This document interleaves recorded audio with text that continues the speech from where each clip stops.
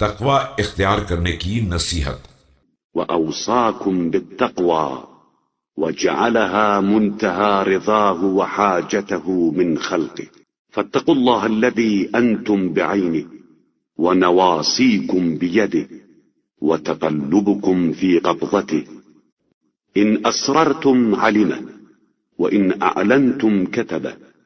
تمہیں تقوی کی نصیحت کی ہے اور اسے اپنی مرضی کی حد آخر قرار دیا ہے، اور یہی مخلوقات سے اس کا مطالبہ ہے، لہذا اس سے ڈرو جس کی نگاہ کے سامنے ہو اور جس کے ہاتھوں میں تمہاری پیشانی ہے اور جس کے قبضے قدرت میں کروٹیں بدل رہے ہو، کہ اگر کسی بات پر پردہ ڈالنا چاہو تو وہ جانتا ہے، اور اگر اعلان کرنا چاہو تو وہ لکھ لیتا ہے۔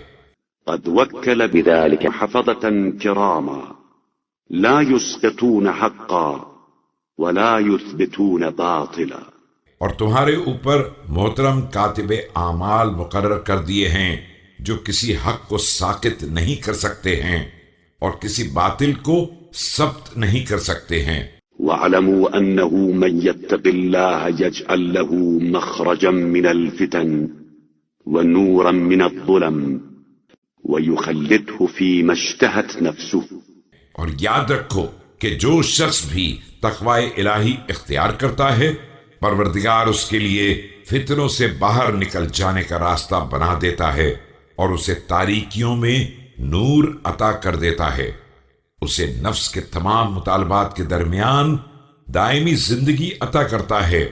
وَيُنزِلْهُ مَنزِلَ الْكَرَامَةِ عِنْدَهُ فِي دَارٍ اسْتَنَعَهَا لِنَفْسِهِ ذِلُّهَا عَرْشُهُ ونورها بهجته وزوارها ملائكته ورفقاؤها رسله فبادروا المعاد وسابقوا الآجال۔ اور کرامت کی منزل میں نازل کرتا ہے اس گھر میں جس کو اپنے لیے پسند فرمایا ہے، جس کا سایہ اس کا عرش ہے اور جس کا نور اس کی ضیاء ہے۔ اس کے زائرین ملائکہ ہیں اور اس کے رفقا مرسلین۔ اب اپنی بازگشت کی طرف سبقت کرو اور موت سے پہلے سامان مہیا کر لو۔